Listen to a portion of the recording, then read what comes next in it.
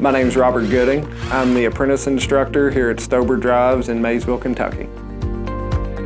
The company just started an apprenticeship program based on a need for replacing those who were retiring. There was a real shortage in skills in the area, so the best option we found was to grow our own. We have pre-apprentices and we have apprentices.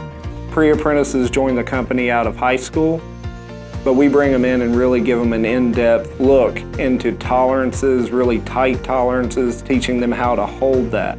So by having the Fanuc simulators and the Fanuc controls within our apprenticeship program, the apprentices are able to do a lot of different work and programming, which then once they progress and get a job out on the floor, they're able to take that knowledge and experience and apply it directly to our machines. Because many of our machines are programmed at the machine with manual guide eye by the operator. So that's a huge advantage to us. I entered into the pre-apprenticeship, which is your high school part-time apprenticeships. Whenever I started on the CNC lathe, that's where my first introduction was with manual guide eye, really.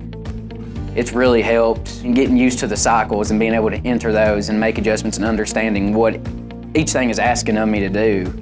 It's been a super big help going out there because it's the same exact thing. And then I can go out there pretty easy and make adjustments.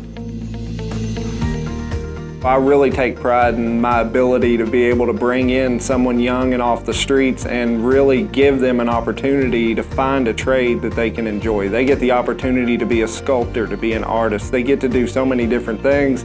Most of the time they come in with the perception that it is going to be this dark and dirty place and that they're just going to be stuck on a machine and pressing a button for the entire day. We don't do that here. We give our operators the opportunity to do as much as they want to do, even down to the programming, thanks to manual guide eye.